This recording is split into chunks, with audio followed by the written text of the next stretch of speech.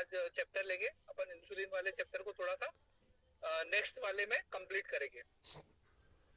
तो हमने शुरू से जो पढ़ा उसमें एक इम्पोर्टेंट चीज सीखी थी कि हमें अच्छा न्यूरोथेरेपिस्ट बनना है, जिससे लोग ज्यादा प्रभावित हो, न्यूरोथेरेपी की तरफ आकर्षित हो और जो है न्यूरोथेरेपी का प्रचार प्रसार बढ़े। ये हमारा मुख्य उद्देश्य है न्यूरोथेरेपी की चर्चा का। तो अच्छा न्यूरोथेरेपिस्ट बनने में सबसे जरूरी पार्ट ये भी है कि आपने जो पेशेंट ठीक किया है उसके बारे में आप दूसरे लोगों को बता पाए। जब आप एक पेशेंट को ठीक करते हैं और दूसरे लोगों को बहुत अच्छे से बता पाते हैं तो लोग आपसे कनेक्ट होते हैं और जुड़ते हैं और आपके पेशेंट बढ़ते हैं। उसी कड़ी में मैं एक आध व्यक्ति से निवेदन करूंगा कि वो अपना कोई एक्सपीरियंस शेयर करे। देखो, एक्सपीरियंस शेयर करना बहुत अच्छी बात होती है। कुछ लोग थोड़ा अवॉइड करेंगे कि यार एक्सपीरियंस शेयर क्यों करें, लेकिन आप एक्सपीरियंस शेयर करोगे ना, आप आज क्लास में करोगे, कल हम आपके पेशेंटों के साथ शेयर करोगे। जब आप अपने एक्सपीरियंस शेयर करते हो ना तो आपका कॉन्फिडेंस बढ़ता है, साथ में जो पेशेंट आपसे ट्रीटमेंट ले रहा है उसका कॉन्फिडेंस बढ़ता है।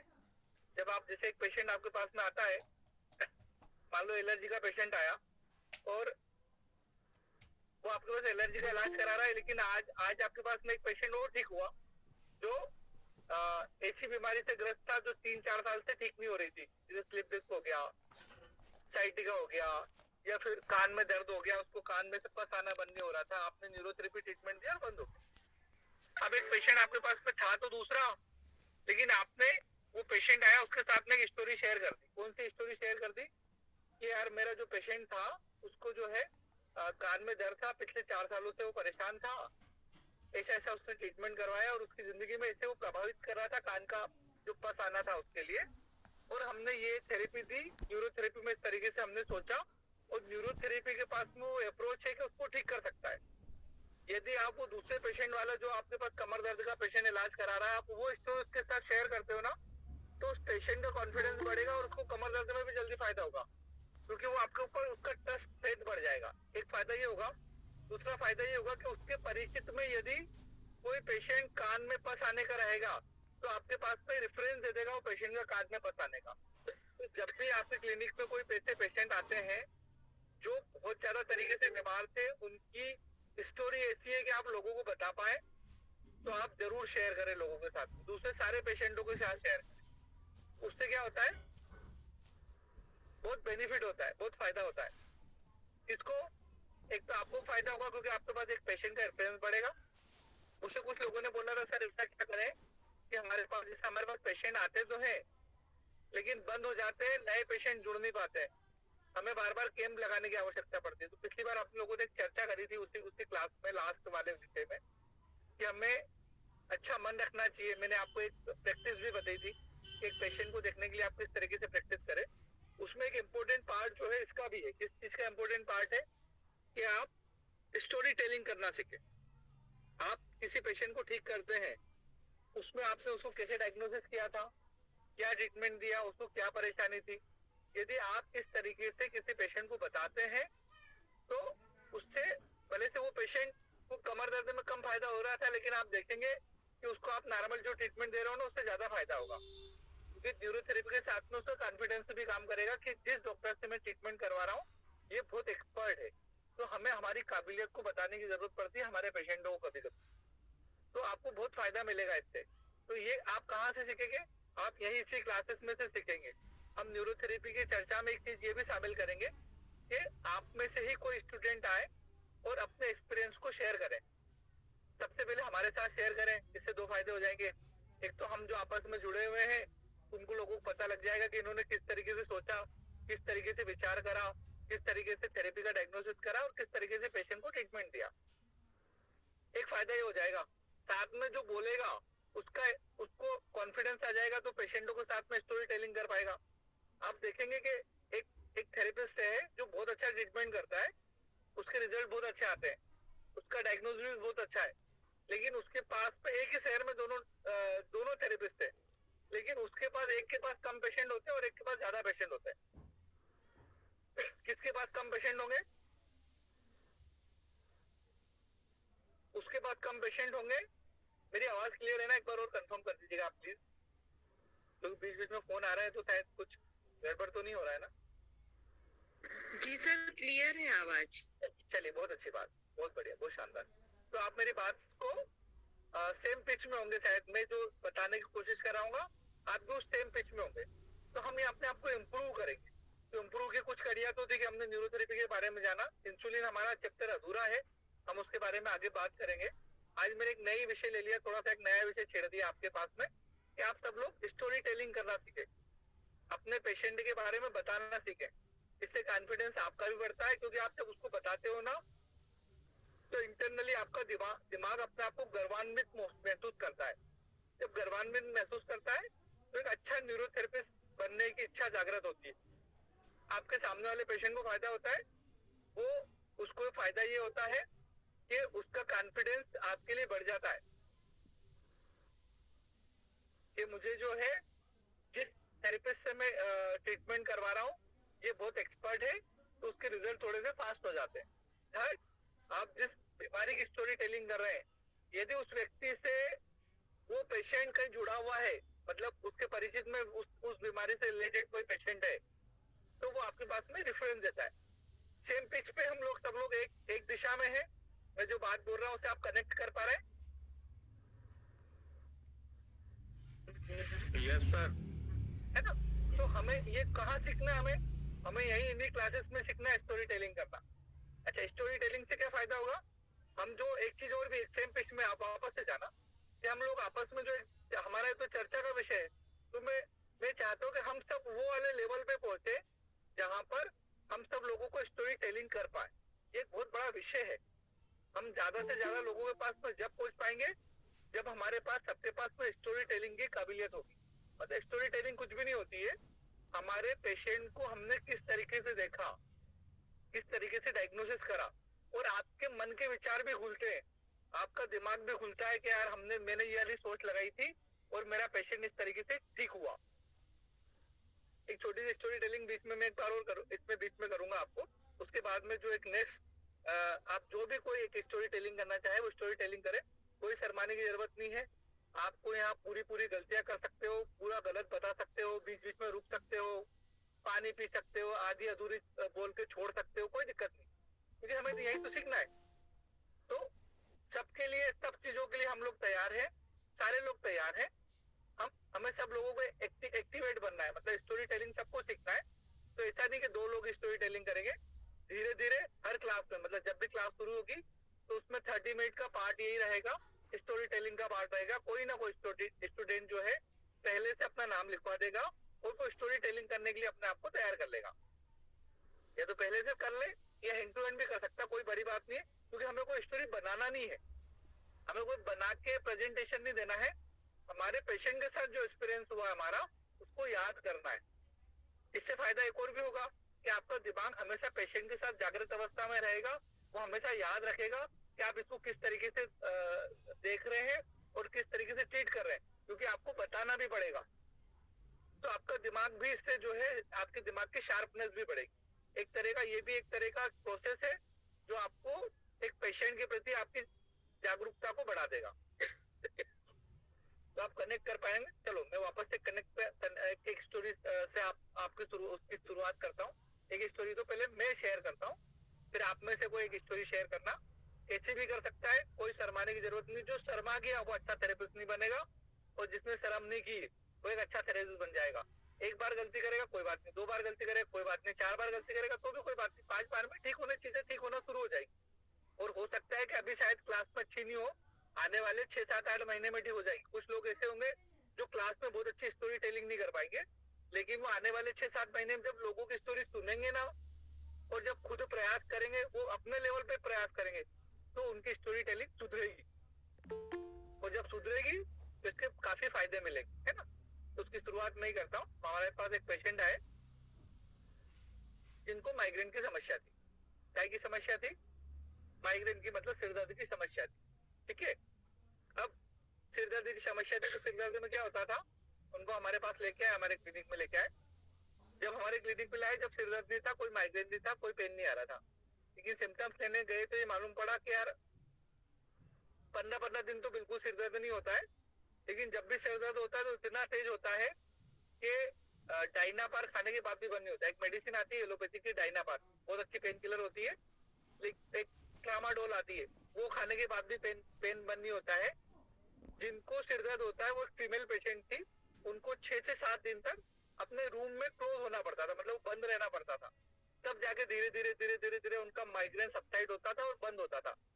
या तो घर पे रह के वो अपने माइग्रेन को ठीक कर ले, या हॉस्पिटल में 7 दिन रह के एडमिट रह के ठीक कर ले।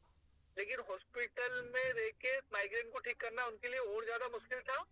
घर पे रूम बंद करके और जो है अपने माइग्रेन को ठीक करना धीरे धीरे धीरे उनके लिए थोड़ा आसान था।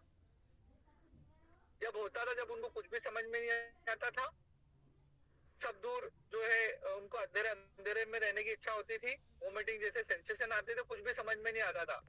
हर 5-10-15 मिनट में उठते थे, थोड़ी सी वोमिटिंग करते थे, फिर बैठते थे, फिर थोड़ी सी वोमिटिंग आती थी, फिर बैठते थे। जब थोड़ी अच्छी वोमिटिंग आती तब थोड़ा अच्छा लगता, और इस सेटलमेंट को 5 से 6 से 7 दिन का समय लगता। जब हमारे पास पेशेंट आए, हमने सारे पिन पॉइंट चेक किए। एक्चुअली में इन पेशेंट की उम्र थी, हमारे पास जब आए थे 22-23 साल के आसपास, मेरिट थे ये, जब हमारे पास में थेरेपी लेने के लिए आए थे।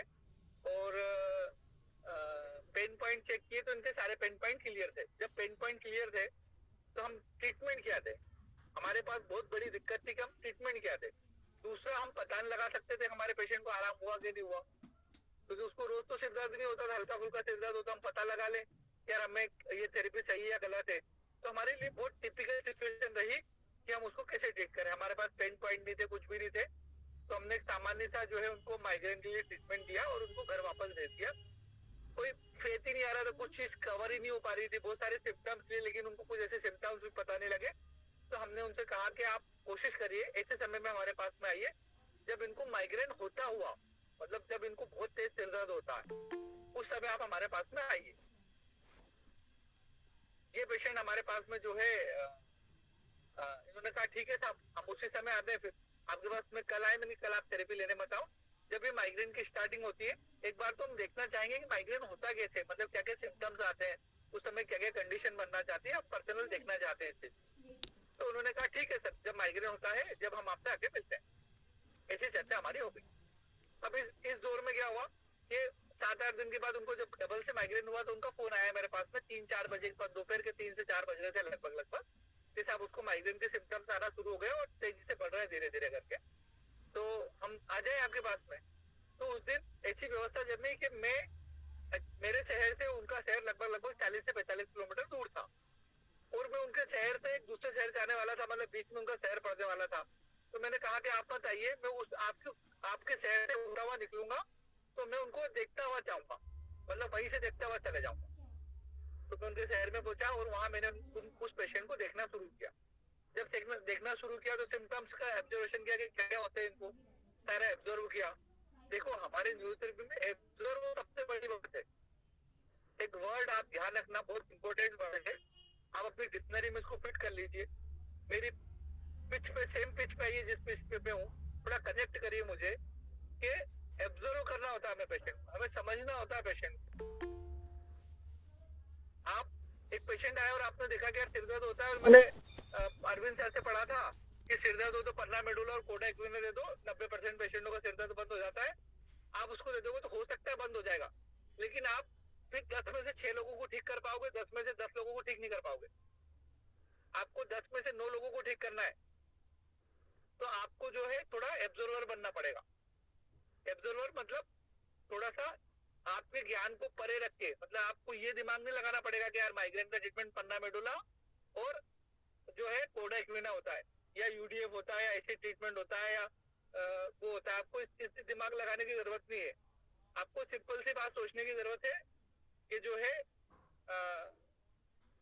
मेरे पेशेंट को क्या हो रहा है, उसको समझने की जरूरत होती है, उसका ऑब्जर्वर बनना पड़ता है एक अच्छे थेरेपिस्ट बनने के लिए, एक अच्छा रिजल्ट देने के लिए। तो हम ऑब्जर्वर की भूमिका निभा रहे थे। हमने उस पेशेंट को देखा कि क्या हो रहा है, तो बड़ी मतलब एक तरह का शूटिंग पेन हो रहा था, मतलब बहुत तीव्रता के साथ में दर्द हो रहा था, ऐसा लग रहा था इनकी इस तरह की नस पकड़ के कोई खींच रहा हो, इस तरह के उनको सिम्टम्स आ रहे थे।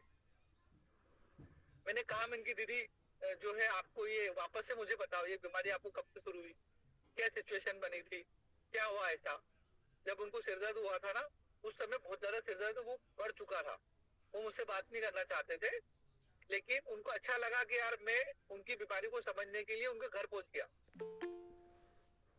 नहीं तो मुझे वो चीज बताते नहीं। उनको लगा कि यार मेरा जो डॉक्टर है जो मुझे ट्रीट कर रहा है वो जो है मेरी बीमारी को समझने के लिए समझना चाहता है और मुझे ठीक करना चाहता है। एक पेशेंट को कॉन्फिडेंस आया उसके डॉक्टर के ऊपर कि यार मेरा पेशेंट मुझे ठीक करना चाहता है, तो उन्होंने बहुत खराब हालत में मुझे बताना चालू करा कि भैया मैं तो बढ़िया थी, फर्स्ट क्लास, मुझे कोई दिक्कत नहीं थी। मेरी शादी के पहले पहले तो मैं बढ़िया फर्स्ट क्लास थी, शादी हुई, शादी में भी ऐसा कुछ नहीं हुआ कि उन्होंने मुझे पहले ही बताया था। बोले मैं पहले ही बता चुकी, मैं कि एक बार वापस से बताओ, आप सारी स्टोरी मुझे फिर से सुनना है। कभी कभी होता है पेशेंट एक बार में सारी चीजों को रिकॉल नहीं कर पाता है, सेकंड बार में जब वो बताता है तो शायद कुछ चीजें जोड़ लेता है, क्योंकि पहली बार जब वो आपके पास मिलने आता है ना तो वो बताता है जो उसने 15 मिनट पहले सोच के आता है कि मुझे डॉक्टर को क्या क्या बता रहा है, या वो दूसरे डॉक्टर से जहाँ परेशान था ना उनको क्या क्या बताया था, डॉक्टर क्या नहीं क्या समझ पाए, तो उसकी बहुत सारी कहानियां बन जाती है। वो कहानी सुना सुना रियल चीज बताना भूल जाता है। जब सेकंड बार बताता है तो वापस से रियल चीज बताता है। तो आप भी ध्यान रखिएगा ये बात। पेशेंट की आपने स्टोरी सुन ली तो आप ये मत समझिएगा कि मुझे डबल से उसकी स्टोरी नहीं सुनना है। आप डबल से भी उसकी स्टोरी सुन सकते हो। यदि वो रटी रटी बात सुनाता है तो आपको समझ में आ जाएगा कि हम जो सुनना चाहते हैं वो ये पेशेंट नहीं सुना रहा है, ये जो सुनाना चाहता है वो पेशेंट सुना रहा है। जो सुनाना चाहता है उसके मन से बनाई हुई बीमारी है, उससे रिजल्ट कभी भी नहीं आएगा। हम जो सुनना चाहते हैं रियलिटी सुनना चाहते हैं, रियल वाला ऑब्जर्वेशन चाहते हैं। तो यहाँ हम ऑब्जर्वर बनते हैं, रियल डबल से उसकी स्टोरी सुनते हैं। और वहां पे एक चीज समझ में आती है कि जो हमारा पेशेंट था उसकी शादी हुई तो उसकी शादी में क्या था, वो थोड़े से अच्छे दिखने में अच्छे दिखते थे और लेकिन दुबले पतले थे, मतलब थोड़े से वीक दिखते थे। तो उनके जो ससुर जी थे उन्होंने शादी तो कर दी उनके बेटे की उस फीमेल से, लेकिन उनकी जो मौसी सास थी उन्होंने उनको एक ताना मारा था। ताना क्या था कि ये सुकड़ी पाकड़ी बहू, सुकड़ी पाकड़ी मतलब दुबली पतली बहू मेरी बहन को क्या सुख देगी, मेरे जियाजी लेके तो आ गए इनको, लेकिन ये मेरी बहन को सुख दे पाएगी या नहीं सुख दे पाएगी, इस तरह का ताना था। इस तरह ताने के बाद में 15 दिन के बाद में, मतलब शादी के 15 दिन के बाद में सर दर्द हुआ। मैंने पूरी स्टोरी ली थी उनकी, लेकिन स्टोरी में कुछ नहीं मिला। पहली बार मुझे कुछ चीज क्लिक हुई तो एक चीज मिली। क्या क्या चीज मिली?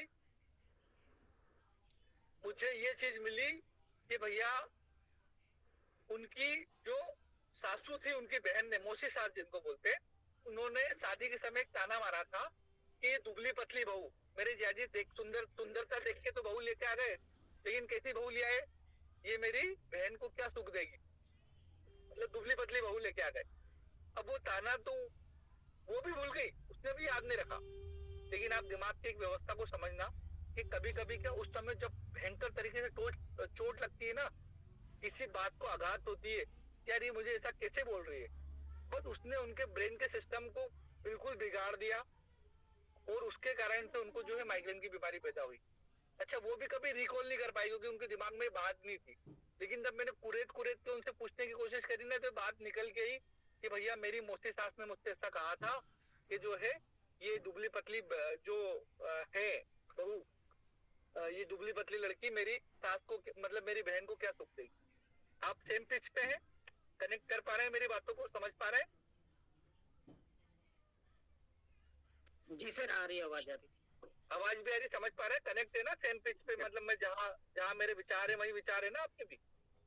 जी जी जी जी सर। चलिए, बहुत बढ़िया बात।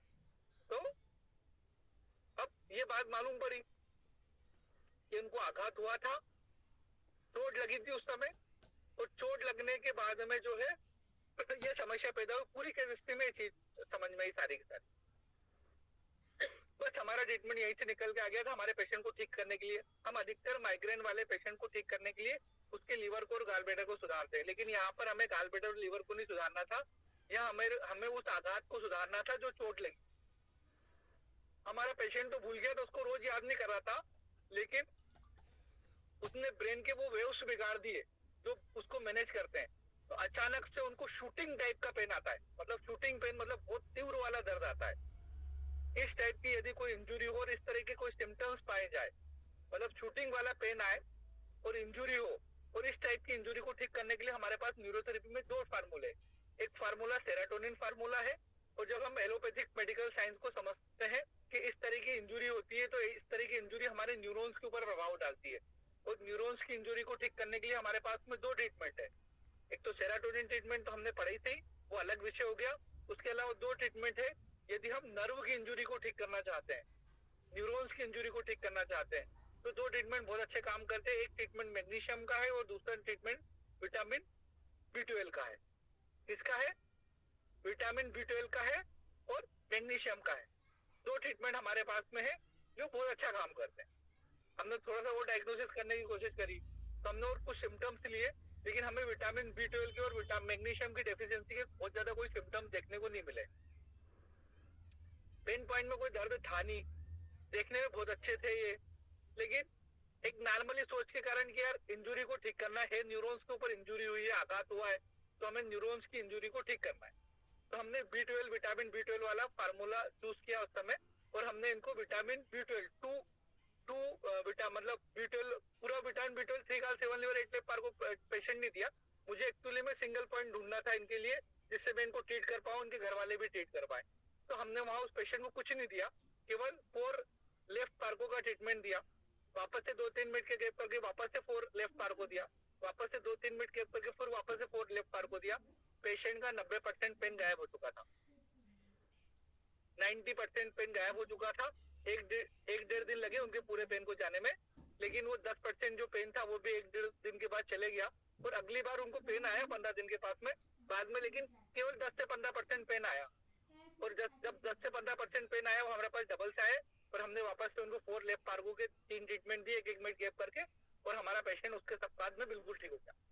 तो हमें एक अच्छा सा स्टोरी टेलर बनने के लिए पेशेंट को का बहुत अच्छा एब्जर्वर बनना पड़ता है। हम बहुत अच्छे से उसको एब्जर्व करेंगे, बहुत अच्छे से उसकी जागरूकता के साथ उस पेशेंट को समझेंगे।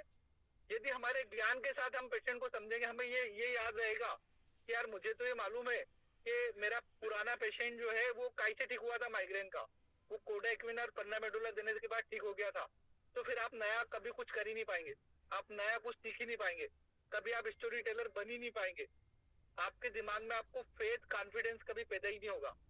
आप पर्सनल कॉन्फिडेंस को बढ़ाना चाहते हैं, स्टोरी टेलर बनना चाहते हैं, तो आपको बहुत अच्छा एब्जर्वर बनना पड़ेगा। एक पेशेंट को देखने का अपना सोच बदलना पड़ेगा, हमारा ज्ञान को थोड़ा सा अलग रखना पड़ेगा। जो हमें याद है, हमें पेशेंट को समझना पड़ेगा एक्चुअल में उसके साथ हुआ क्या। तो इस पेशेंट के साथ हमें क्या हुआ था, अब सेम पिच में इसको इंजुरी हुई थी, काई की इंजुरी हुई थी, न्यूरॉन की इंजुरी हुई थी। इसके कारण इसको क्या है, जो है बहुत तीव्रता के साथ में दर्द होता था। तो यहाँ पर दो चीजें समझ में आती है, मैग्नीशियम आता है और विटामिन B12 आता है। तो हमने कुछ भी समझ में नहीं, हमारे पास दो फार्मूले थे, हमने विटामिन B12 को ट्राई करा और विटामिन B12 से रिजल्ट आ गया। नहीं आता तो हम फिर मैग्नीशियम को बढ़ाने का फार्मूला ट्राई करते हैं, लेकिन यहाँ पे हमें विटामिन B12 के फार्मूले से ही रिजल्ट आ गया था। आप सेम पिच पे हैं, आप समझ रहे हैं सब बातों को, थोड़े ज्यादा लोग कनेक्ट होके बताएं, आप सब लोग इससे कनेक्ट हो पाए जो मैंने आपको बताया। जी सर। एक व्यक्ति ने बताया कनेक्ट हो पाया, आप अपना माइक ओपन कर सकते हो और भी बता सकते हो। जी सर, हमें भी जी सर बहुत बढ़िया। देखो मैं आपको न्यूरोथेरेपी, एक अच्छा न्यूरोथेरेपिस्ट कैसे बने, हमारी चर्चा शुरुआत यहीं से हुई थी। एक अच्छा न्यूरोथेरेपिस्ट कैसे बने, तो उसके लिए बहुत इंपॉर्टेंट पार्ट है। तो मैं आपका इसका बहुत डीपली वाला गहराई वाली चीज बता रहा हूँ। एक अच्छा न्यूरोथेरेपिस्ट बनने के लिए आपको एक बहुत अच्छा एब्जर्वर बनना पड़ेगा, और एब्जर्वर बनने के लिए आपको जो आपने पुराना पेशेंट ठीक किया ना उसको थोड़ा सा अलग रखना पड़ेगा, है ना। एक मिनट होल्ड करिएगा।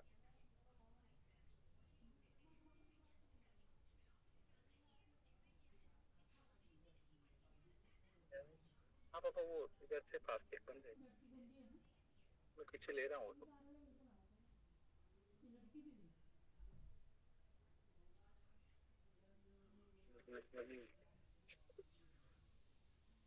इधर से बंद है।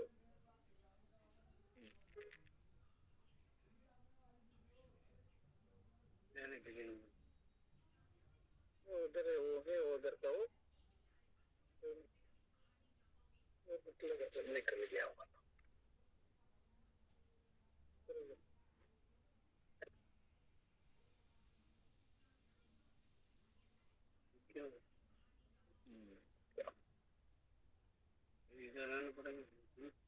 मैं देखते हूँ खुल तो गया तो वापस से रुक गया क्या हुआ भाभी कनेक्ट है क्या इससे?